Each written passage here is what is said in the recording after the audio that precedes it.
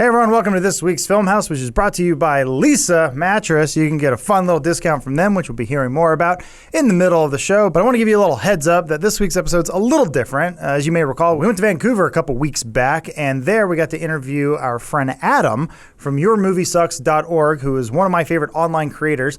So it was a real blast to sit down and just sort of have an interview, a little one-on-one, and ask him a lot of questions about stuff like I'm personally interested in. So go ahead and enjoy it, and thank you, Lisa, for sponsoring this show.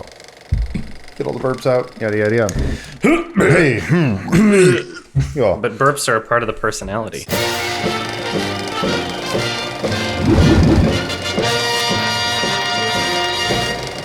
Hey guys, welcome to a very special episode of Filmhouse where it's only two Adams. I'm joined by Adam Johnston. Hello. From yourmoviesucks.org. You got it right. I did. Some people say Johnson. I actually know it well because how did we get in contact? It was, you were a fan of Rooster Teeth. Yeah. And still am. And I would drop the name of your channel because I was like, I'm just a general fan of this guy. And then I forgot how we tweeted each other or something. Yeah, it's, people posted it in my subreddit. Like, hey, Funhaus knows Adam. Mm-hmm. And then I forget. I think I followed you on Twitter. Something like that. Were you following me already? I don't know. Who knows? Either way. It's like, that friend like, hi, and then you become friends. But you were actually in our content before we even started this show that we do now, Filmhouse. Mm-hmm. We had realized we started doing so many podcasts where we would just talk about movies that we said, why don't we just do this once a week? Mm-hmm. And you actually kind of being very much an inspiring force behind that, because I found out, there are people out there who are willing to talk snarky about films, and there are people willing to watch it. Mm-hmm. Surprisingly. Well, what you do, I guess, has been called a film essay. Depending on the video, yeah. So you do have different types of series where you do make fun of bad movies. Would you say that's your most popular content? Yes. It's the YMS reviews, the Your Movie Sucks reviews, where I go through the film, sometimes frame by frame, depending on the scene, but How many times do you watch a film? So I have to watch it once before I decide if I'm going to review it for something like that. Then I watch it twice, second time taking notes. And then, as I'm going through it, editing wise, sometimes during that process, there will be points where I'm noticing things about the film, like in amusement. That's where I found that like weird extra frame. Like there's no way you could notice that while watching it. It was just like sometimes going through editing it, Yeah. Well, I first discovered you, I want to say it was the Mandy's Gone Missing or Megan is Missing. Megan is Missing. Yeah. Michael Goy. A Michael Goy joint. Yeah, who I see his name pop up sometimes still from time to time where he's still mentioned, or he was like a DP, he made this horrible film. And I guess what you were doing, I guess other people have been doing, like Red Letter Media has done similar things, but I felt like your reviews spoke more to the internet age, especially with the Megan's Gone Missing, where you're like, one of the things that stuck with me was that you pointed out how kids don't talk that way, or you're making fun of the way people are trying to do drugs, or drug portrayal is done in video. Whereas a lot of, I guess, other film essays, it's more about people getting to the feelings of I don't know, like the, who's that wonderful, Captain Christian. I very much enjoy his content. Buddies. But I would definitely call you guys like almost polar opposites. Yeah. Well, his are more like short and sweet love letters that, talk about experiences and, giving context to how each of the subjects he's talking about was created, its cultural impact. And although, there are films that I cover where I'm able to talk about those, if I'm just tearing apart some crappy movie, Megan is Missing, it's really difficult to talk about the cultural impact of that film, or like the themes, even though it's like, sure, there are themes that exist, but they're not, they're not properly illustrated. Right. So well, I feel like also too, a lot of your early notoriety came from things like, Cool Cat, and you finding these sort of like gems on the internet. As much as I hate using that term, the gems, but La hidden gem. Yeah. It seems like Reddit is like your best friend and sworn enemy at the same time. Yeah. It's this giant force that could work for you or against you. I mean, that's honestly how I discovered your stuff was Megan's Gone Missing was on the front page of Reddit. And I just checked it out, and that's how I found you. But you'd been working for much longer before that, right? Yeah. So that was in, I think that review was posted 2012, 2013 maybe. Wow. The film came out in 2011, I know that. And I've had the film review channel since 2010. And Megan is Missing, the success of that video was just enough ad revenue for me to get like an extra month's rent, and that was the jumping off point for me creating a Patreon and being like, I quit my job, so if you guys want to help out, I've got 1 month before I have to get another job. And then that was in September 2013, and I've been doing it full time since then. So what were you doing before? So you were working a full-time job doing what? Well, I was actually working several part-time jobs because they weren't giving me enough hours at Best Buy, and I was also working at a place called Frogbox, which I'm not even going to try to attempt to explain what that is. Look it up. They were on Dragon's Den a few times. Okay. It's a Vancouver business, but anyway. So you were working 2 jobs and running a YouTube channel and your own website. Yeah. All at the same Doing a time. lot of stuff at once, but that's kind of how you have to do it. You know, it's like you have to treat something as your job before it's your job. Otherwise you're not going to, be able to monetize it. You're not going to find success doing it. Like you have to put in that kind of work. And that's something that I'm not sure everybody understands. Yeah. You You have made it a full-time work from home job now. Yeah. Do you ever get those moments where you think it's too much Yes. but do you like love to hate it? Is that the sort of thing? Or do you? I consider it to be an investment. Just like I considered it to be an investment before I was making money off of it. It's like, okay, this is, I have my goals set in mind, and I think like, okay, even if I'm only getting like 10 more subscribers every week, that's something. And then, it kind of snowballs and builds, especially after being able to do it full time and focus on that. Then it's like, okay, well now I'm making more content, things are growing faster. But in terms of it becoming too much, like I just keep piling on different projects at this point, and I don't know when I'm going to stop. Like now I'm doing the podcast and I'm editing that, and I'm working on my album. I do music, and as it's coming closer to the end of my album being finished, it's just like, okay, well, I can't half-ass this. I gotta spend a lot of time on it. So right now I'm like super incredibly overwhelmed, but at the same time I do see value in what I do, and I think that it can help me get to better places, so to speak. Yeah.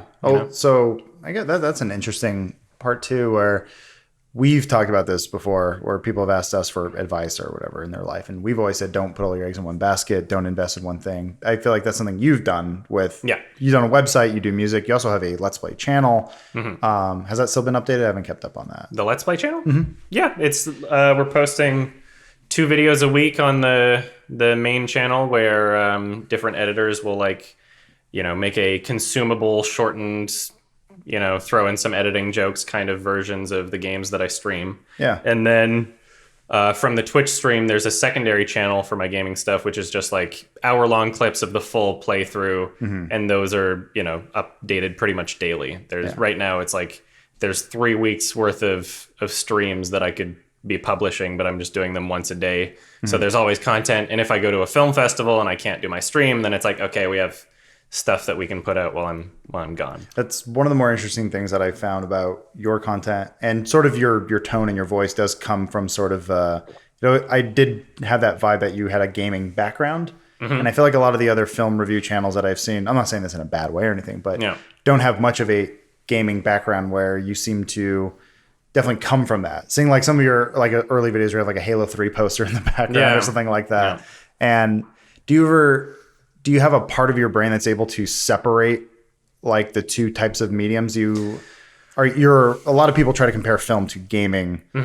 Are you able to just go, this is a video game, I understand what I'm getting? Or do you constantly feel like you're making comparisons? Yeah, in a way, but I mean, like, I don't really review games on my gaming channel. I just I play them and I have fun playing them. And sometimes people get upset when I'm, if I'm doing like a choose your own adventure like David Cage game, and I'm constantly making choices that I know are going to impact the character negatively. Sometimes people get upset. You're not playing the game right. It's like, well, it's a choice. Of course I'm playing the game right. The choice is there. And I kind of like to try testing the limits of the game. If I think like, oh, you're not going to seriously allow me to do that, then I try it. It's like, oh, wow, the choice wasn't real.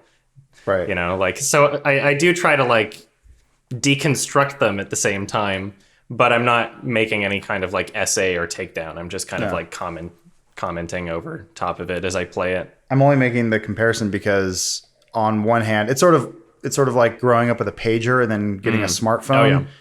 I was raised on things like Roger Ebert, who just could not wrap his head around a video game. Oh, of course. But his reviews, notoriously. But I always felt his reviews were very fair and well written, and he understood it. But poetic. Yeah, and when it came to video games, he was just completely lost. Whereas you, as someone from a younger generation, actually have a grasp on both worlds, because sometimes once again, we don't call them film essays, but when you do your best ofs of the year, I was always kind of blown away of actually how articulate and how well you've written out your love for a film.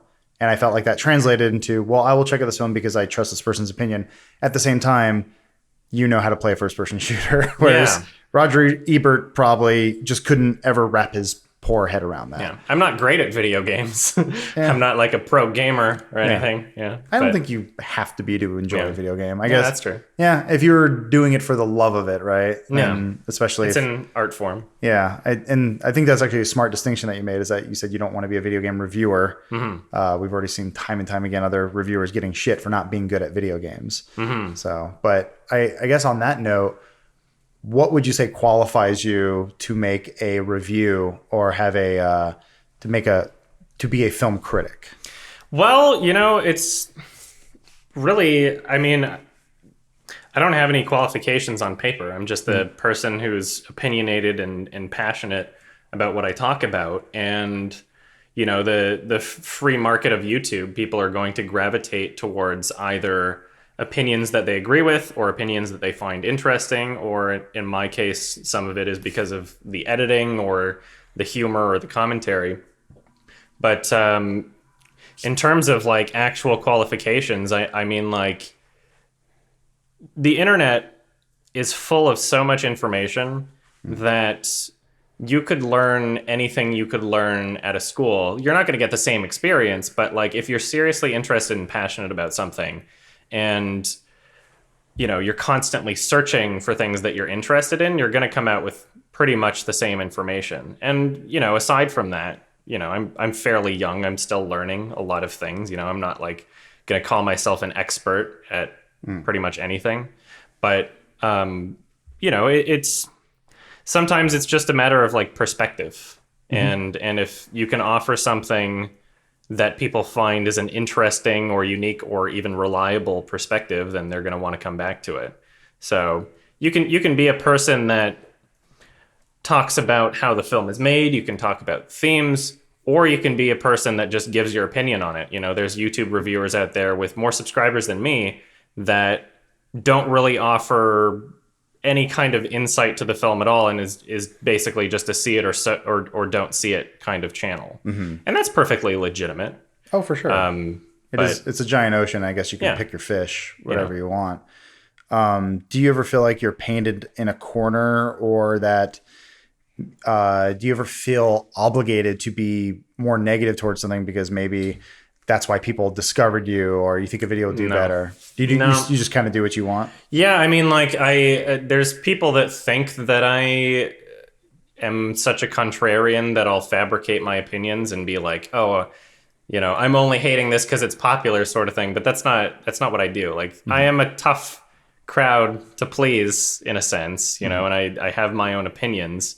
But if I really love something, I'm going to praise it. If I really don't like it, I'm going to criticize it. Yeah. And even, there's middle ground where I can say, like, I didn't enjoy this movie, but I'm giving it credit for this. And sometimes people still get mad. Mission Impossible Fallout. What the? I don't understand what I said wrong in that review. People are... I'll be honest, I haven't seen it. I've actually got to a point where I won't watch your reviews until after I see the movie. That's fine. Only because I do find myself lining my opinion up with what you say. Usually, and even if I don't entirely agree, or I think like, oh, I really enjoyed this film, and then you come out and say, I don't really like it. I guess maybe because we have a personal relationship and we've been friends for a while, I can go, well, that's totally fine. I'm okay with a friend of mine not liking something that I like. And I feel like maybe that goes both ways as well, where I think people often forget this. You don't have a problem with someone who enjoys something, right? Not at all. Yeah. It is an opinion. I know you have said before you refuse to turn your brain off. I feel like that's been misinterpreted, though, because there's people. Well, there's people that they see my comments when I said these things stuck out to me in a film, and I would like to forgive the movie, but I can't because I have a brain, sort of thing. There's people that interpreted that as me saying I'm so smart that. The reason why I had these issues with the movie is because I'm so smart, but that's not what I'm saying. It's a counter argument towards people who refuse to accept that an opinion can be different. And even before I make some of my reviews, people will be like, on my IMDb ratings, they'll be like, oh, he's just not liking it because he's contrarian, sort of thing. And I'm kind of trying to argue against that, like, I would love to give the movie credit, but these are the things that stuck out to me. And everybody's brain is different. Everybody's going to value certain aspects of a film over others. To some people, you can completely ignore all aspects of the filmmaking as long as it's a story or theme that connects with you personally, and that's everybody's going to have a different experience, sort of thing. So. I feel like there is an overwhelming commonality that's been happening. Maybe there's more in the States than here, but there's something have just dubbed tune-out culture. Where if a movie is not hitting every one of your senses, people whip their phones out now. Is that a common thing out here, or are people just glued in to the theater screen? Or theater? I mean, I feel like it comes from being at home. Yeah, I feel like people are training themselves to sort of during the downtime, and I'm guilty of this. If I watch a show that I'm not really into, I'll be on my phone. I'll have it in the background. But if it's a movie that I really want to watch, like most recently Mandy, that was one that came out recently digitally. It wasn't in any theaters near me, but even in being in the setting that I was in, I had to like put my phone away and stare. But I feel like people can't even do that. So when people say things like, well, just turn your brain off, that probably means check Facebook until things explode. I think what people mean by that is oftentimes I'll be criticizing a film like, I don't know, Edge of Tomorrow, and I'll be going into like the time travel mechanics and pointing out how the rules that it set up for the film are ones that they don't follow. And I think that a lot of people see something like that and they go like, well, yeah, but it's a dumb action movie, so you're not, what the film is trying to market itself as, you shouldn't be mentioning those things. You're supposed to not think about it, sort of thing. But it's like, I can't not think about it. And to me, in my opinion, like, if you're a fan of something, like if you're the biggest fan of Edge of Tomorrow, you should be thinking about the mechanics of the universe. Everything that I'm a huge fan of, I want to understand it to like the fullest degree. Even if it's something that I find in a movie that I love, it makes it make less sense. Like, why weren't there any security cameras in Gattaca? That does, it kind of ruins the plot. Damn it! But sorry, that is actually, that's one of my favorite movies. Yeah, and I can still think it's a great movie. I love it. I'm going to continue watching it. It's a great experience. Like it achieves a lot in filmmaking dramatically, and the story is very poignant.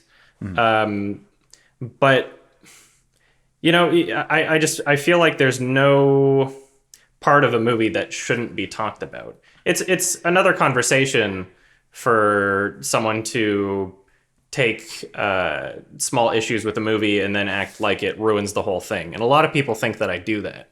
But I would say that most of the time, if I'm going on about like kind of nitpicky things for like a relatively well-received movie that's popular, it's not usually the nitpicky things that prevent me from loving the movie. Like there's some, plot holes are not weighed evenly. There's some things that like completely ruin the movie. There's some that don't. Sure. But most of the time it's usually because I don't feel the movie achieved as much in what it set out to do. So like something like Mission Impossible Fallout, I'm like, Yeah, I really loved the action scenes, but the action scenes were half of the movie, not, Right. so I loved half of the movie. Sure. The rest of it, the stereotypical cheesy dialogue scenes, and you can just watch my review if you want, but I mean, like, I can't praise the full movie when half of it was something that connected with me. Well, I guess the takeaway, and I've done this, I've learned to do this just with most of culture, is that I will never begrudge someone for having an opinion. And because someone watches something a certain way, our opinions don't need to line up in order for me to like something. It's the same way where just because it's sort of like a buyer's remorse, or the other, can't remember it is a buyer's justification. Sort of like, I went out and bought a PS4 and it's the number one selling console, or I went and saw Infinity War and it's the number one movie. Therefore, I am right. And I feel like that I don't know what that phenomenon is, but I feel that's probably been going on in human history forever in some way, where you want to be on some sort of team or some side, but it's a weird thing people get very invested in the worlds that they are watching or viewing. And if you don't like it, they somehow feel personally attacked. Yeah, exactly. Yeah. And that seems to be a constant uphill battle that you were dealing with. I know you had a big backlash with like the Black Panther review you did, where you had a certain opinion about something. People said, well, how dare you? And that seems like a constant fight that you're having. It's probably every quarter, I think you get into something. It depends what's in theaters. Sometimes I see a movie that's like doing so well that I know I'm probably not going to like, and I have to have this thought in my head, like, should I even watch it? Like, I'm going to make my review, but it's like, it's just going to upset people. Hi, it's me, Adam, in the present, not in the past. So I'm going to give you a little ad read and thank Lisa for sponsoring this episode of Funhaus. Do you find yourself distracted, forgetting things, making mistakes at work? Well, a quality night's sleep makes all the difference. The right mattress is the difference between resting and just laying down. The Lisa mattress is the product of more than 30 years of experience in mattress engineering and hundreds of hours of testing. The Lisa mattress has over 12,000 5-star reviews and is loved by more than 300,000 happy sleepers. The much-loved Lisa mattress is now even better. The new top layer of foam is improved to sleep cooler, which I love personally because I can't sleep when it's hot, and has a perfect hug and bounce. There's improved pressure relief for all sleepers, but particularly improved for side sleepers. The Lisa mattress contours to every curve of your body, so it feels like you're floating on air. So go ahead and order your Lisa mattress online at lisa.com/filmhouse with promo code FILMHOUSE and try it risk-free for 100 nights. It ships direct to your door in a convenient box with free shipping and free returns. Get up to $160 off the Lisa mattress or $235 off the luxury Superior mattress and free shipping on the Lisa mattress at lisa.com/filmhouse, where you enter promo code FILMHOUSE at the checkout. That's LEESA.com/filmhouse. Promo code FILMHOUSE.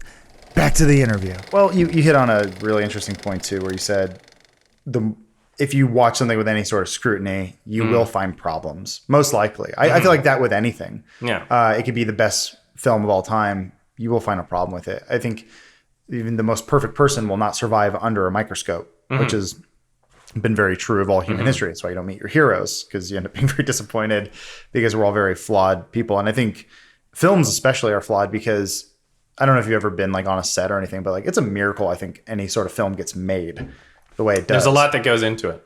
And I think it's a passive viewing experience that I think at some point we forget that while watching it, they're like, why didn't they just change X to Y when you realize there were 45 people on set and they had to be out of there by 2 a.m. because they couldn't go overtime because they'd be over budget and yada, yada.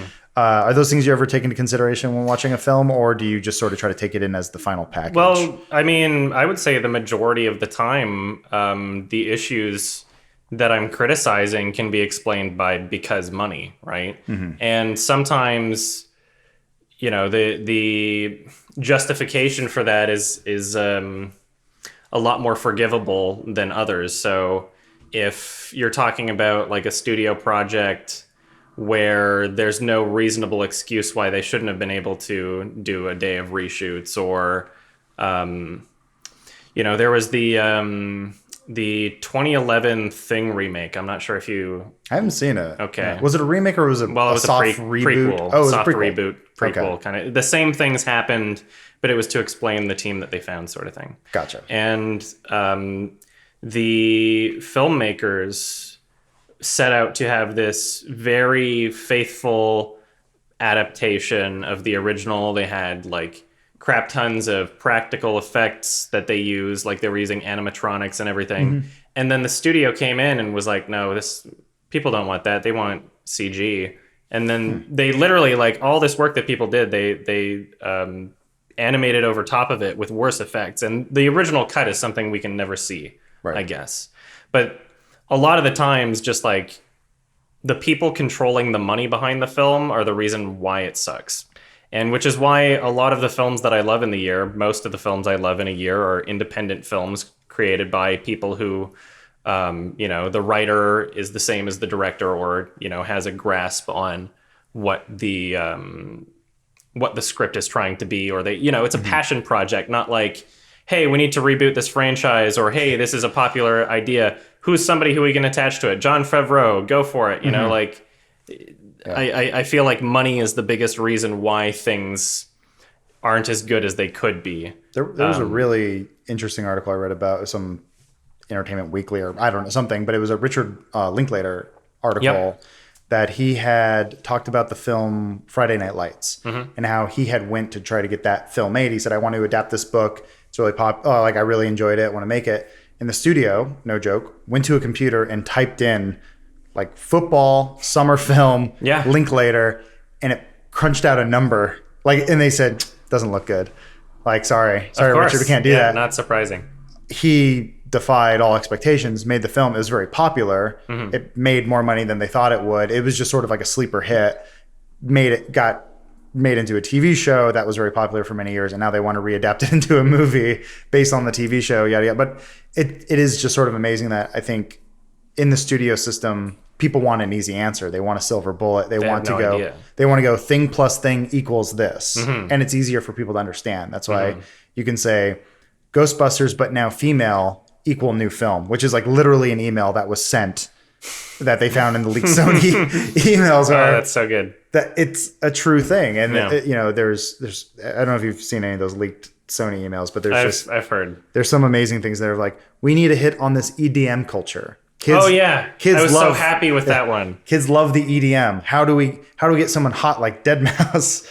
Oh man, because that was one of the points I brought up in my original Amazing Spider-Man 2 review, and then when I saw those leaks, I'm like, I knew it. Like, it literally confirmed exactly what I was thinking. Is it because Electro was dubstep or something? I was like, this is hip with the kids, right? Like, that was exactly what they did. But isn't that a strange thing though, that to be hip with the kids is not hip? Yeah, right. Fellow kids. Yeah, you want to do something that defies expectations, or something you want to see something that you're not expecting if you are a cool kid, I suppose. Yeah, the people who control the money in blockbuster films really just have no idea what they're doing, except Disney, Marvel, who know what they're doing, and they're not making great movies, but they know exactly how to make money. Sure. You have to respect how much of a money-making machine they are. But for the most part, like Sony, like Slender Man, what was that? What? We need a Slender Man movie? Like, whose idea was that? It was a hot ticket. I mean, in the same world we're living in, there is a current Minecraft movie being worked on at some point. Who knows where it is? I don't know. But I mean, do you still feel like there are movies that could have somewhat of a budget and still be something that you would enjoy?